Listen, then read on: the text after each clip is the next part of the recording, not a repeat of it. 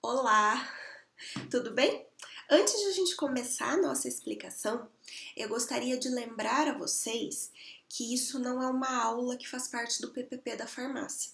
Aqui é um material que eu estou disponibilizando para ajudar vocês no começo do estudo da química orgânica, para facilitar esse entendimento, para facilitar o andamento da nossa disciplina. Tá? Essa aula será ministrada novamente em sala de aula e todas as dúvidas serão sanadas. Mas, se vocês tiverem dúvida ao ouvir essa explicação ou ao estudar o livro, que eu vou disponibilizar tanto o vídeo quanto o livro lá no WhatsApp, vocês podem mandar perguntas lá no nosso grupo mesmo que eu vou respondendo. Tá? Então, essa é a primeira parte. Lembrando que nós vamos falar sobre orbitais atômicos, depois na próxima parte moleculares e por último orbitais híbridos. E aí eu espero que esse processo de reclusão social tenha terminado e a gente volte para as atividades normais. Então, lembrando que não é uma aula, e sim uma apresentação do conteúdo para facilitar o estudo de vocês. Isso será dado em sala novamente. Importante registrar isso, ok? Então vamos lá. Estrutura eletrônica, nós vamos começar. Para entender a estrutura eletrônica das moléculas orgânicas, é importante revisar o que aprendemos na última aula teórica, essa sim em sala, que foi a primeira, na verdade, de química orgânica, que nós diferenciamos a química orgânica da química inorgânica. A química orgânica, nós temos que lembrar que é aquela que compreende todos os compostos derivados do carbono. Então, até o gás carbônico, que é CO2, ele é considerado uma molécula orgânica. Todas as estruturas que tiverem carbono. Hoje isso é muito importante porque antigamente achava que a química orgânica só compreendia as moléculas naturais, aquelas que nós não conseguíamos sintetizar. E hoje nós conseguimos sintetizar muitas moléculas em laboratório, principalmente medicamentos que são formados por moléculas com carbono, que são moléculas orgânicas. E essa síntese começou porque descobriram que havia uma reserva muito grande de carbono na natureza, que era tanto o carvão quanto o petróleo. Então, o carvão e o petróleo são moléculas grandes, complexas, que podem ser quebradas e gerar outras moléculas. Por isso que a química orgânica ela é tão vasta. Quando a gente observa a química orgânica e compara com a inorgânica, nós observamos que a química orgânica tem muito mais molécula, muito mais complexidade. E ela é muito mais importante do ponto de vista biológico. Quando vocês forem estudar bioquímica com o professor Alexandre Mahler, vocês vão ver que tudo na bioquímica está relacionado à química orgânica. As reações, os ciclos. Então, a química orgânica, ela é a química da vida. Se nós não entendermos o comecinho da química orgânica, nós não conseguimos entender a vida. Sem entender a vida, a gente não consegue fazer farmácia, tá? Então, para começarmos a entender como a química orgânica, como os compostos orgânicos eles são formados, nós precisamos empreender a sua estrutura. E quando a gente fala de estrutura eletrônica, nós estamos nos referindo aos elétrons. Então, cada átomo vai ter um número específico de elétrons. Os elétrons dos átomos vão se relacionar entre si para formar moléculas. Então, antes da molécula, a gente tem que entender o átomo. Por isso que o título de hoje são orbitais atômicos. Então a gente começa com um átomo e depois a gente vai para a molécula num segundo momento. Lembrando que o átomo mais importante na química orgânica é o carbono. E esse carbono, ele é um átomo que tem a capacidade de fazer 4 ligações. Como a gente pode observar aqui nessa imagem, nós temos o metano representado nessa primeira figura e o metano representado nessa segunda figura. É a mesma molécula com representações diferentes. Então, o átomo central na química orgânica é o carbono. Ele faz 4 ligações e ele divide os seus elétrons com outras moléculas. Então, o que a gente vai lembrar aqui? Carbono na química orgânica se liga a quais outros átomos? Principalmente hidrogênio. Depois nós temos nitrogênio e oxigênio, que vão dar as diferentes funções orgânicas. Aí teremos os haletos orgânicos, flúor, cloro, bromo e iodo. E ainda no organismo tanto vegetal quanto animal, nós ainda vamos ter outros, como fósforo, enxofre, o ferro da hemoglobina, magnésio, mas esses são em menor proporção. Então a gente vai lembrar sempre do CHON, carbono que se liga a hidrogênio, oxigênio e nitrogênio, sem contar os elementos orgânicos, certo?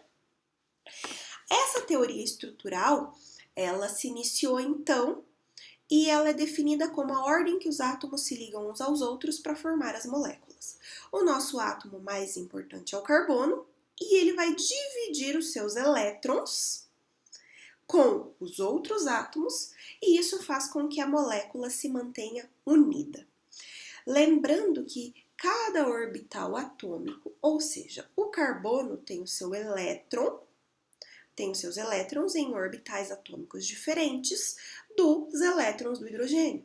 E estes orbitais atômicos, quando interagem, vão formar a molécula, que vai ter uma forma tridimensional, ou seja, 3D, e um tamanho diferente. Por isso, cada molécula orgânica é única, tá? Então, toda vez que eu pensar em molécula, eu tenho que pensar no que forma a molécula. Uma molécula é formada por átomos. Por exemplo, o metano ali, ele é formado por 1, 2, 3, 4, 5 átomos. Então, são 5 átomos que formam uma molécula. Cada átomo tem uma estrutura. E é a estrutura de todos os átomos juntos que vão dar a forma e o tamanho da molécula final.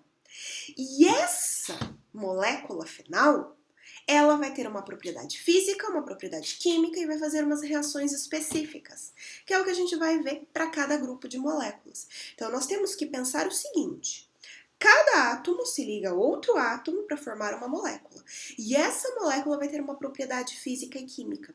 E eu só consigo entender a propriedade física e química se eu entender a estrutura. Por isso é tão importante entender a estrutura orgânica. Tá certo? E como que estes elétrons eles se distribuem sobre a molécula. Essa teoria estrutural, ela se baseia, então, nos orbitais atômicos e como eles se ligam, que é a ligação que vai manter os átomos unidos uns aos outros. Para manter esses átomos unidos uns aos outros, nós temos duas teorias.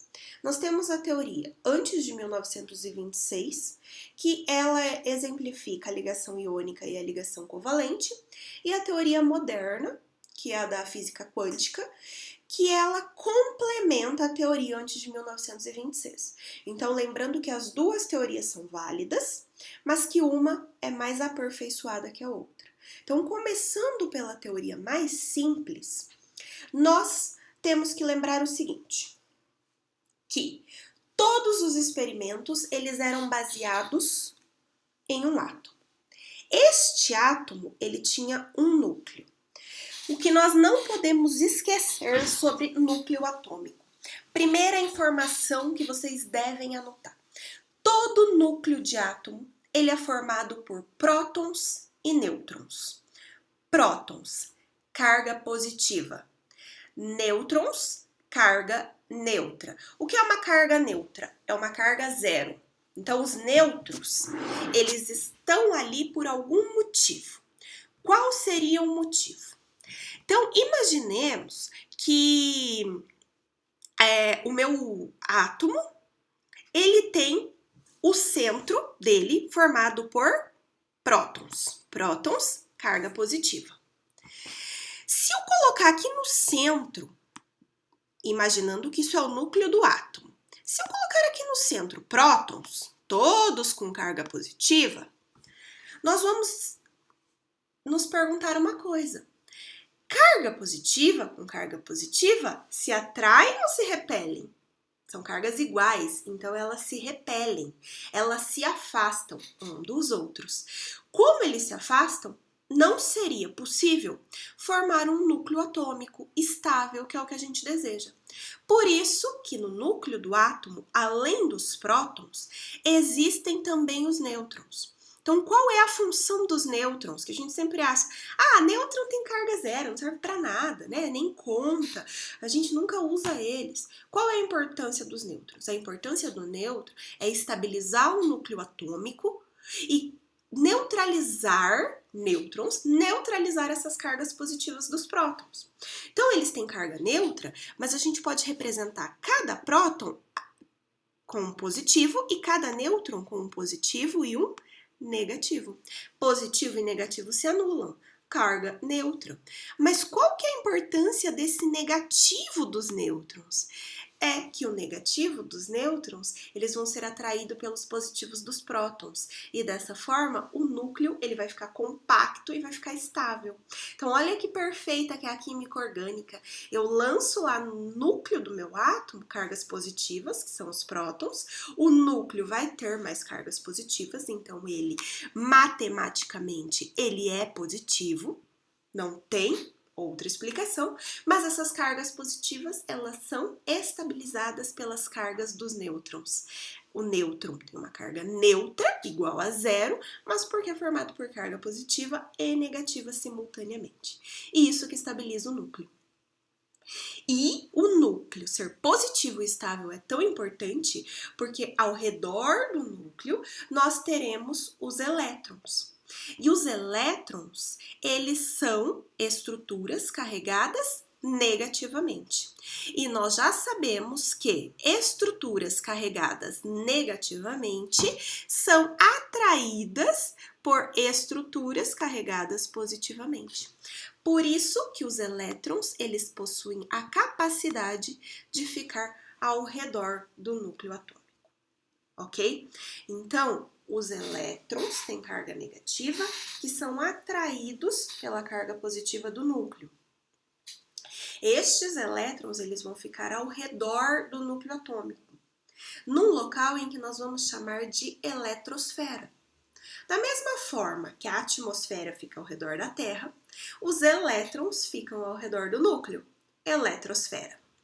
Essa eletrosfera, a gente já viu isso no terceiro ano do ensino médio, e nós sabemos que a eletrosfera ela é formada por várias camadas. Então, nós temos o núcleo e nós temos a primeira camada. A primeira camada da eletrosfera, ela fica bem próxima ao núcleo.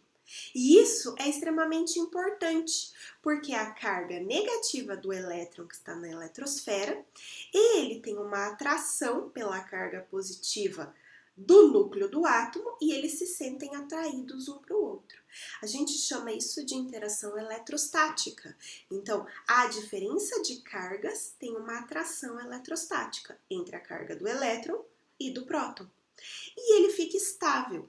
Então, elétrons nas primeiras camadas, como é o exemplo da camada K, lembrando então que a gente tem várias camadas da eletrosfera, K, L, M, N, O, P e Q, vocês já aprenderam isso. Lembrando disso, nós sabemos que a camada K, que é a camada mais próxima do núcleo, essa camada K, ela tem menor energia. Por que ela tem menor energia? Porque ela tem maior estabilidade. Então, são duas grandezas na química orgânica que a gente vai falar até o final do ano. Energia e estabilidade. Quanto menor a energia, maior a estabilidade. São grandezas inversamente proporcionais.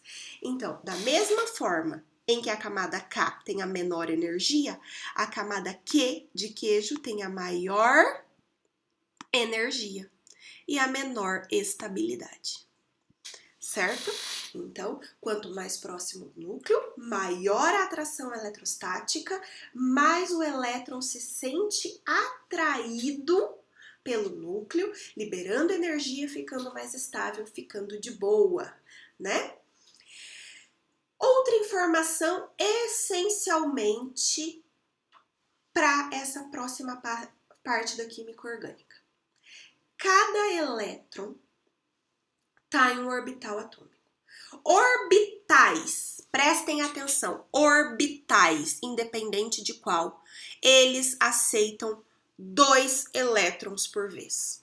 Então, todo orbital, ele comporta 2 elétrons por vez, ok? Então, eu tenho aqui o orbital S, que ele comporta 2 elétrons.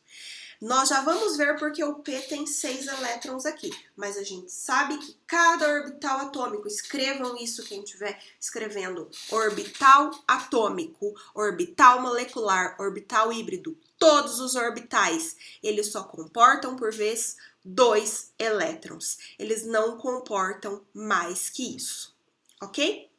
E quando a molécula é mais estável? A molécula, ela será mais estável quando o seu último orbital atômico, que é a sua última camada, né, da eletrosfera, seja ela K, L, M, N, O e assim por diante, estiver completa. Vocês já ouviram isso? Então, nós sabemos o seguinte, nós sabemos que cada orbital compreende 2 elétrons. E nós também sabemos que, quanto todos os elétrons estiverem completos nos orbitais atômicos, essa molécula ela será estável, que é o caso dos nossos gases nobres. Aqui nós temos como representação de gás nobre o hélio. Então, o hélio, ele tem só 2 elétrons. Os 2 elétrons estão no seu primeiro orbital atômico, que está completo. Então, os gases nobres, eles são extremamente estáveis, por isso que eles não reagem. Eles não precisam reagir, eles estão completos, eles são autossuficientes. Então, na química orgânica, nós temos elementos autossuficientes, que são os gases nobres. Outro exemplo é o neon. Então, o neon, por sua vez, ele já tem 10 elétrons, mas se ele tem 10 elétrons, ele tem quantos orbitais? Ele vai ter 5 orbitais, pois cada orbital só consegue alojar 2 elétrons. Então, o neon, sim, ele também é estável. Agora, se a gente conseguir avaliar qual é mais energético, neon ou o hélio? O mais energético será aqueles que terá elétrons em camadas mais externas da eletrosfera. Então, a gente tem a camada K, que é a camada 1. E nós temos a camada L, que é a camada 2. Então, se a gente observar, o hélio está apenas na camada K, 1. Já o neon está na camada L, que é a 2. Então, o neon ele é mais energético que o hélio e menos estável. Ok? Aqui é só, o próximo slide é só para vocês recordarem. Isso aqui é da Química Orgânica Básica do terceirão, que é a minha distribuição eletrônica. Essa distribuição eletrônica vocês já viram e vocês sabem que ela começa num S2, aí ela vem para o 2S2, daqui vem para o 2P6, 3S2, 3P6, 4S2, 3D10 e assim por diante. Quem não lembra isso aqui, é importante estudar, porque isso não forneço na prova, mas vocês vão precisar fazer distribuição eletrônica na prova. Então, vocês têm que lembrar como faz esse diagrama, ok? Então, todo mundo é responsável por lembrar como vão fazer o diagrama. Outra coisa extremamente importante na química orgânica, que vocês já aprenderam, mas às vezes vocês se perdem. Numa tabela periódica, geralmente o elemento ele está escrito no centro, como aqui a letra X. Em cima é o número de massa, ou seja, o peso desse elemento, 12 gramas, 5 gramas e assim por diante. E aqui embaixo é o número atômico. Número atômico é o que realmente importa para nós na distribuição atômica. Então, é o número de elétrons que tem este átomo. Tá? Então, se este átomo aqui tiver 5 elétrons, então o número atômico será igual a 5, tá? Lembrando, então, que nós teremos as camadas, novamente, só recordando, K é a camada 1, L é a camada 2, M a camada 3, N a 4 e assim por diante. E além disso, nós teremos os subníveis. Subníveis são aquelas letrinhas que vêm depois. Então, nós temos o subnível S, P, D e F. Qual é a diferença de subnível para camada? Então, a gente já viu que as camadas, nós temos o núcleo atômico e nós temos as camadas na eletrosfera. Então, a camada 1 está mais próxima do núcleo, é mais estável, e a camada 7 está mais longe do núcleo, é mais energético. Ok? Tudo bem isso? Essas são as camadas. O que são os subníveis? Os subníveis é o tipo de orbital que está em cada camada. Então, na camada K, eu só vou ter o orbital S. Já na L, eu vou ter o orbital S e o orbital P. Então, os subníveis é o tipo de orbital atômico. Os orbitais atômicos, eles têm uma forma específica que a gente já vai ver, tá certo? E essa forma específica vai permitir que eles se liguem entre si, formando os diferentes tipos de ligações. Então, aqui, anteriormente, nós vimos que os hélios, eles são estáveis. Mas, quando a gente observar aqui, ó, após os gases... Desculpa. Quem é estável são os gases nobres, como o hélio e o neon, né? Representados aqui. Quando a gente observar, por exemplo, aqui o lítio, ele não tem o seu último orbital completo. Se ele não tem o seu último orbital completo, o lítio, obrigatoriamente, ele está instável. Toda vez que um elemento está instável, ele está altamente energético. E é aí, nessa brincadeira, que ele vai procurar se estabilizar. E aí nós vamos formar as ligações químicas, que é o título, duas ligações químicas principais. Primeira ligação química, a ligação do tipo iônica. A ligação do tipo iônica é definida como aquela ligação em que há transferência de cargas entre os núcleos atômicos. Então, nós temos duas representações aqui. O lítio, ele tem a sua camada S completa, a camada K, um S completa. E a sua camada L só tem um elétron e está incompleta. Quando ele reage com o flúor, nós percebemos que a camada K está completa, 2S completo, e o P, ele tem 2 completos e apenas um incompleto. O que acontece nesse caso? Essa ligação iônica, ela é a ligação, desculpa, passei uma a mais, a ligação iônica, ela é a ligação em que há trocas de cargas e geralmente formam-se sais. Isso é muito importante na química fundamental, formam-se os sais. Então o lítio, olha como que a gente representa ele, que bonitinho.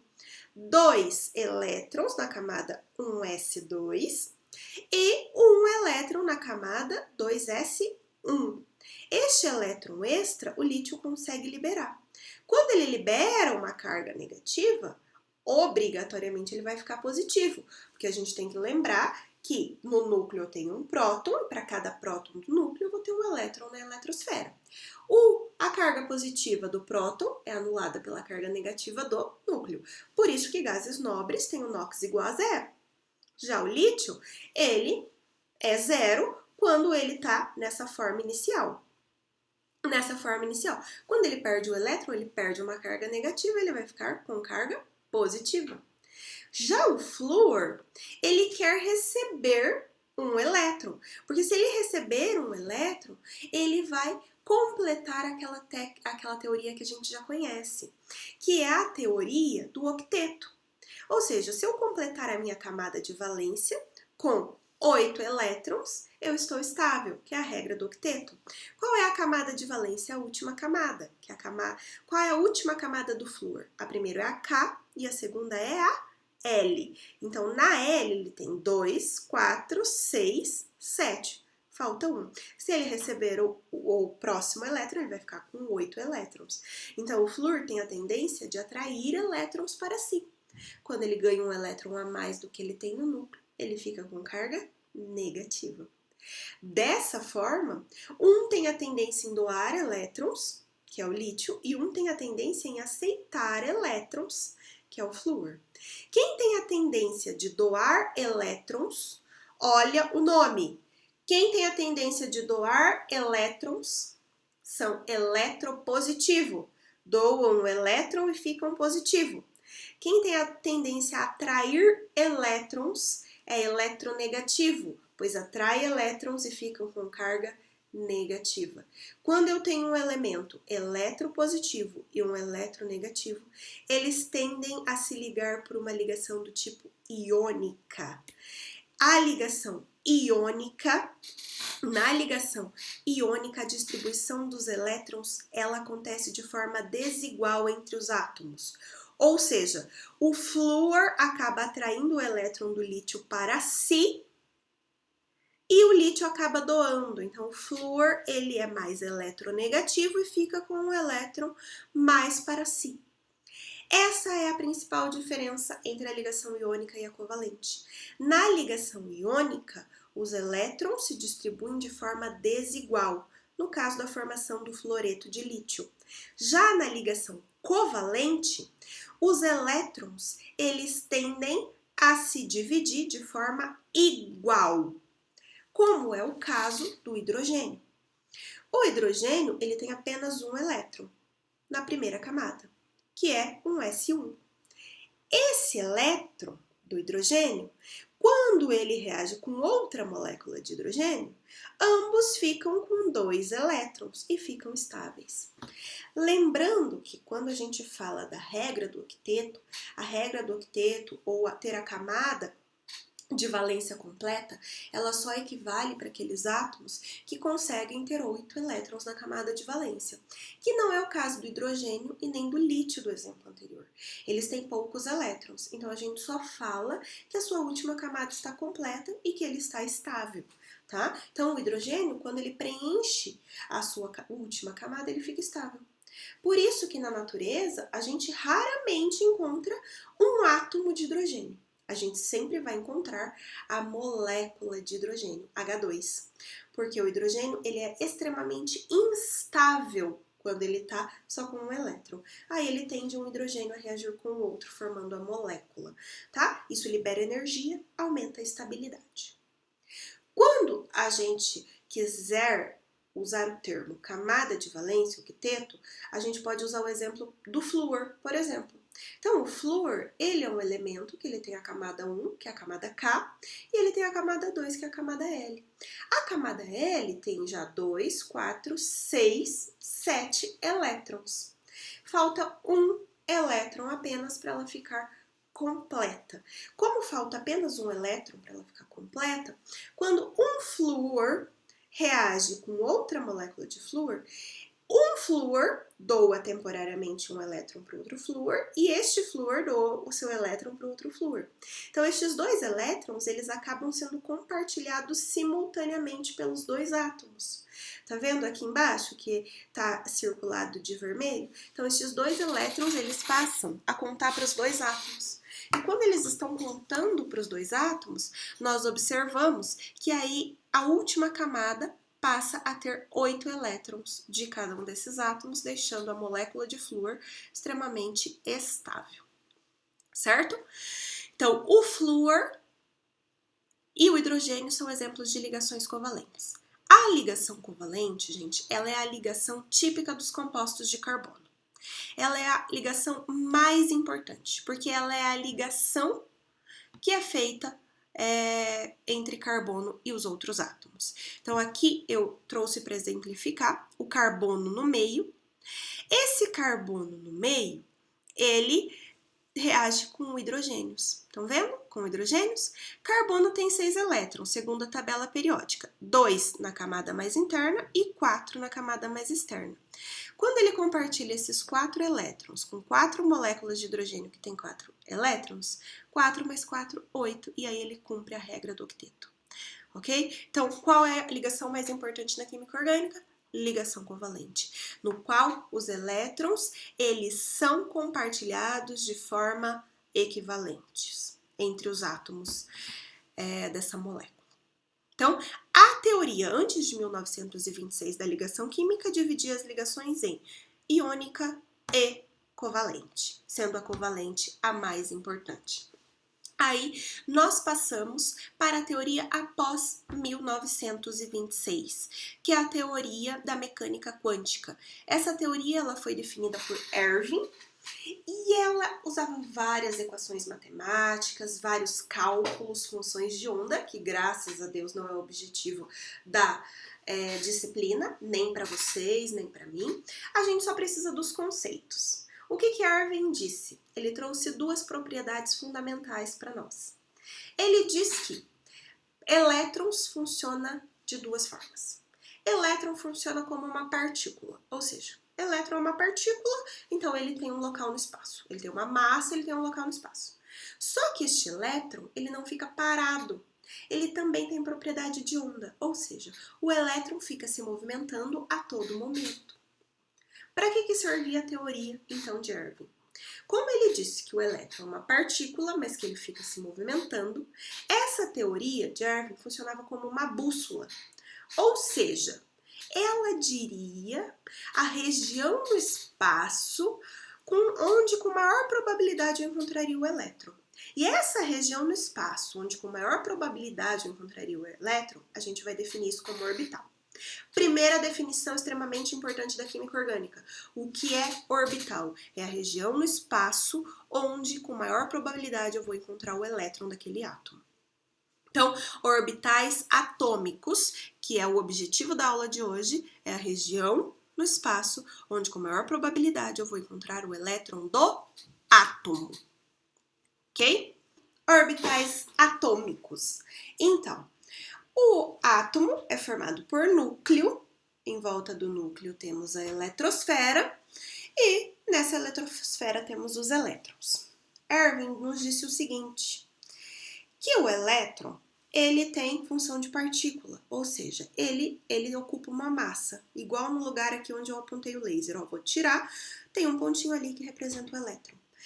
Mas na sua segunda explicação, ele falou o seguinte, ele falou para nós que os elétrons, eles também não têm local fixo, então eles ficam se movimentando.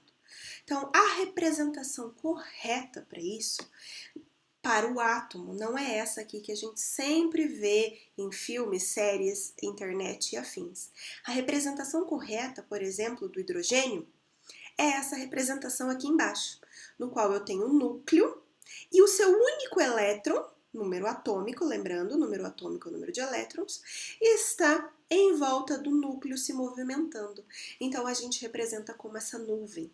A gente chama de nuvem eletrônica.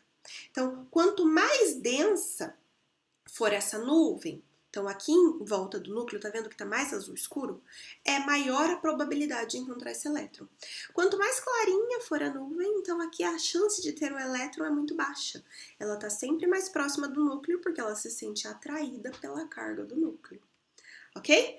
E então é dessa forma. Ainda baseado nisso, nós podemos ver outra coisa. Quando a gente usa como exemplo o carbono, nós observamos que o carbono, por si só, ele tem uma nuvem eletrônica muito maior que o hidrogênio, porque ele tem mais elétrons na sua nuvem eletrônica, ele tem 6 elétrons. Então, toda vez que nós observarmos essa nuvem eletrônica, nós vamos ver que ela não é uniforme, mas que ela está mais densa, onde for a maior probabilidade de se encontrar o elétron. Ok? E quanto maior a nuvem eletrônica, maior a quantidade de elétrons naquele átomo. Então, a gente já viu que o carbono ele tem mais elétrons que o hidrogênio, sua nuvem eletrônica é mais densa. Por que isso? Porque ele tem mais orbitais atômicos. E são diferentes dos orbitais atômicos do hidrogênio. O hidrogênio tem apenas o orbital do tipo S. Então, agora a gente vai ver os tipos de orbitais atômicos para encerrar a aula de hoje, ok? Então, primeiro tipo de orbital atômico, nós temos o orbital 1s. Eu gosto de comparar o orbital 1s com uma bola de tênis. Então, aqui eu coloquei a bolinha de tênis para a gente representar o orbital 1s. Ele é o orbital de menor energia, então ele é o orbital mais estável da química orgânica. E o elétron, né, ele comporta, lembrando que cada orbital comporta quantos elétrons? 2. Então, lembrando que esses elétrons desses orbitais, eles não têm local fixo. Então, eles vão ser representados como uma nuvem eletrônica, que é uma bolinha. Então, essa nuvem eletrônica não tem uma fronteira bem definida. Mas a gente sabe o quê? Que o núcleo está aqui no centro, onde eu apontei o meu laser, e que o elétron está ali em volta, numa forma de esfera. Então, a gente representa isso esquematicamente como uma bolinha, tá? Então, um S é uma esfera, uma bola pequenininha em volta do núcleo. Então, o núcleo aqui no centro e a esfera, um S aqui. Quando nós passamos por orbital do tipo 2s, então é o mesmo orbital s, só que agora numa camada superior. Então a gente já viu que nós temos a camada K e a camada L. A camada L está numa camada superior. Então essa camada superior, ela é maior do que a camada inferior. Então o orbital 2s, ele é igualzinho a um s, só que ele é maior. Aí a gente já pode comparar, por exemplo, a uma bola de basquete. Né? Então, um S e o 2S, quando a gente compara, a gente percebe que eu vou ter o núcleo do átomo, vou ter o orbital S e vou ter o orbital 2S aqui fora, que ele é maior, tá? Então, eu tenho, se eu for desenhar isso aqui, eu tenho o núcleo, aqui eu tenho o orbital 1S e aqui eu tenho o orbital 2S, porque eles estão em camadas diferentes, ok? Ele também não tem fronteira bem definida, porque os elétrons não ficam parados, mas a gente vai representar como uma esfera. E o núcleo sempre vai estar no centro. Lembrando o seguinte, este orbital 1s, ele tem menor energia, menor estabilidade e maior energia, e o 2s, quando comparado com o 1s, ele vai ter maior energia, certo? E agora a gente vai ver o segundo tipo de orbital, que é o orbital do tipo P. O orbital P, gente, é o orbital mais importante porque é o orbital do carbono, tá? E a gente vai falar muito do orbital P quando a gente falar de orbitais híbridos. Então, o orbital P, ele consegue guardar para si, o orbital P, consegue guardar para si 6 elétrons. Só que nós já vimos que cada orbital só comporta 2. Então, o orbital P, ele é dividido em 3 orbitais, o que a gente vai chamar de orbital Px, Py e Pz. Por que Px, Py e Pz? Px, Py e Pz é baseado nas coordenadas. Então, quando a gente lembra das coordenadas x e y, numa estrutura 2D, o que é uma estrutura 2D? Uma estrutura planar. A gente pensa o x aqui embaixo e o y aqui em cima. Quando a gente coloca uma terceira coordenada, aí já passa para o âmbito 3D. E aí as coordenadas mudam de lugar, tá? Então é como se o y caísse e o z subisse, porque aqui no 2D o z está na origem e agora ele apareceu. Então o z sobe e aí o y cai. Então a gente vai ter as coordenadas x, y e z. Então, os orbitais p dentro do orbital atômico 2p é o orbital 2px, que ele tá aqui, ó, 2px. Temos 2py, que está nessa direção, 2py, e o 2pz, que tá em cima.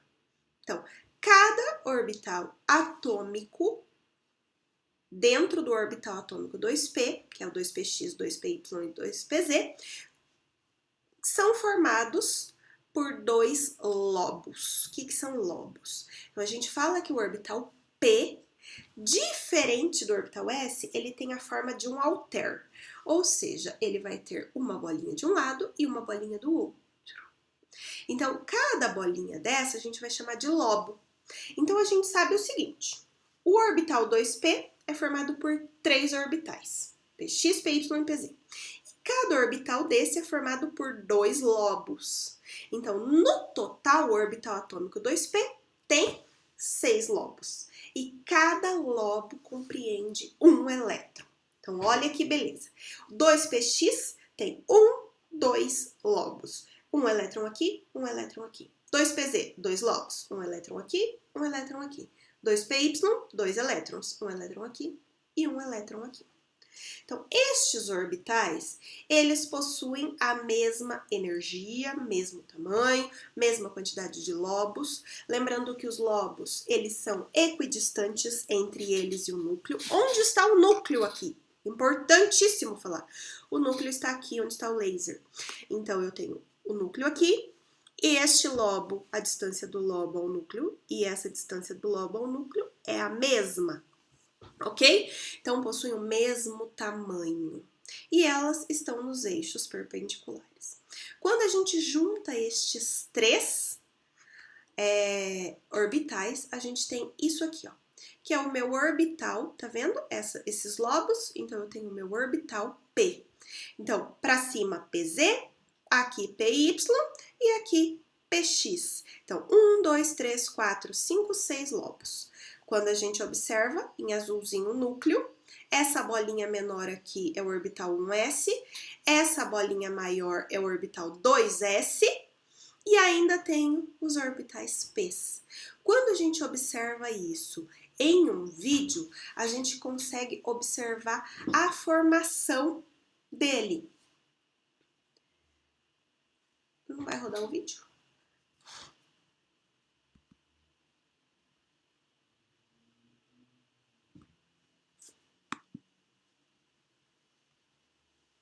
Bom, pular o vídeo, tá? 5, 4, 3, 2, 1.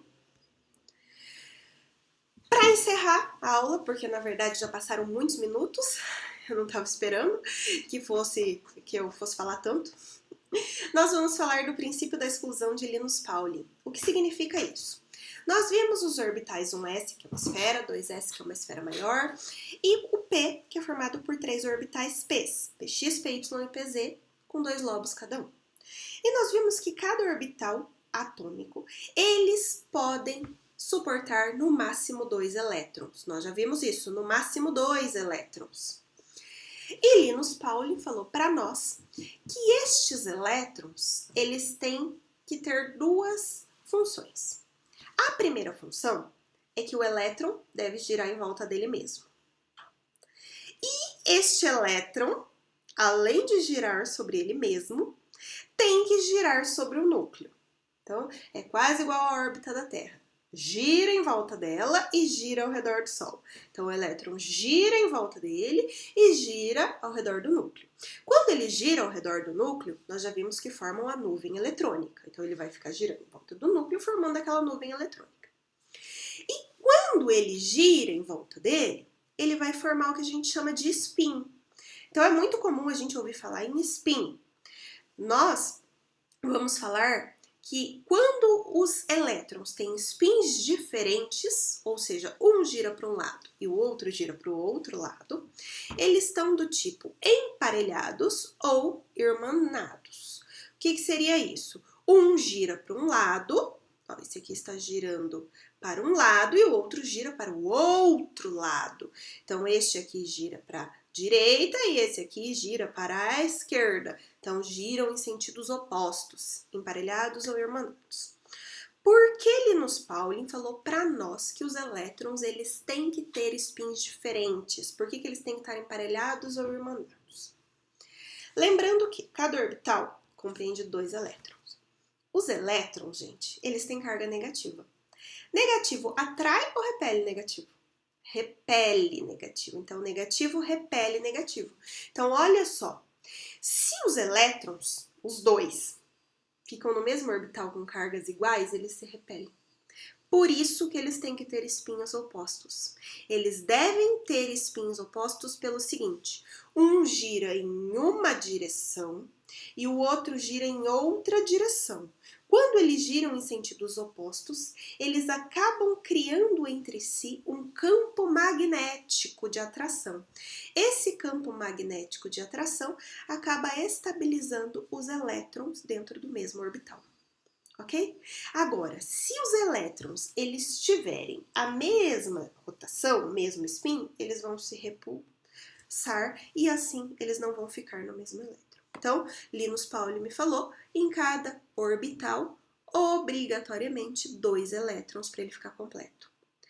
E que vão girar em sentidos opostos, ou seja, spins opostos, que a gente pode representar com flechinhas ou com sinal, menos meio e mais meio. Ok? Então, eles vão sempre girar em sentidos opostos.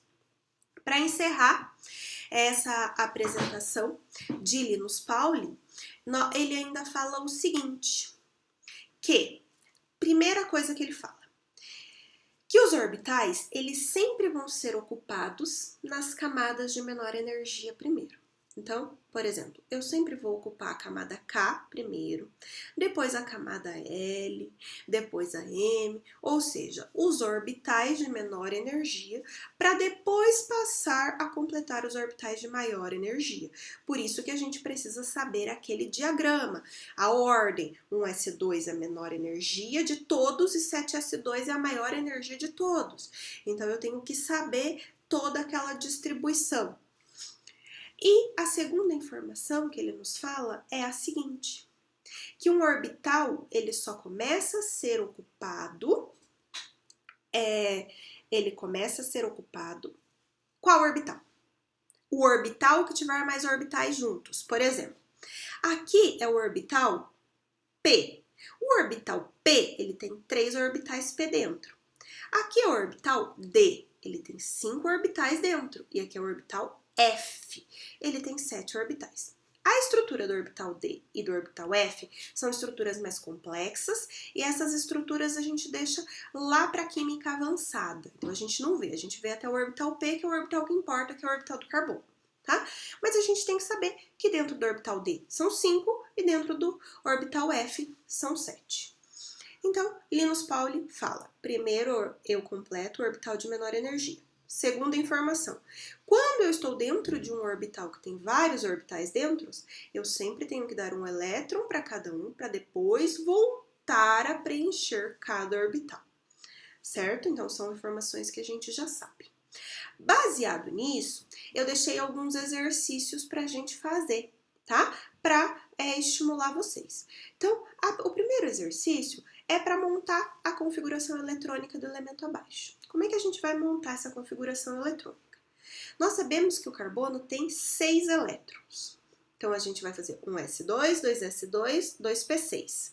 Se ele tem tudo isso, aí a gente vai desenhar o orbital. Quando a gente for desenhar, então, este átomo do carbono, eu sei que ele tem 6 elétrons. Então, eu coloco o núcleo.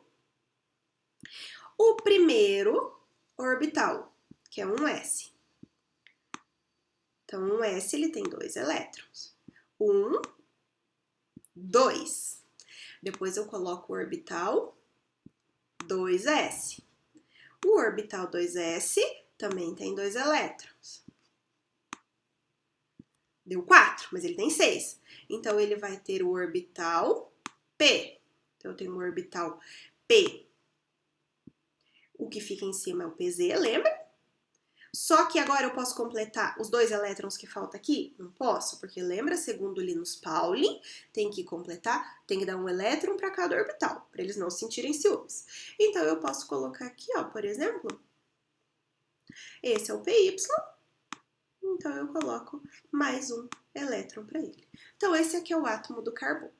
Então, vocês vão desenhar os próximos. Aqui já tem o gabarito, que é o exercício 2, que é o hidrogênio. Esse é bem fácil. O 3, que é o nitrogênio. O próximo, que é o oxigênio. Então, são os principais elementos que a gente usa na química orgânica. Aí, depois, sem gabarito, tá? São os exercícios do livro.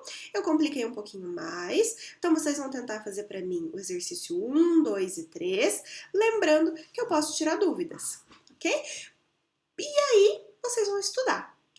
O livro eu vou mandar lá no Whats. Esse livro é o capítulo 1, que vai da página 1 a 10 do capítulo 1. E que é do Morrison, né? Então, esse nosso livro lindo. E vocês vão estudar. E aí, em breve, eu mando o próximo tema, que é a estrutura eletrônica orbitais moleculares. Ok, gente? Até a próxima. Beijo!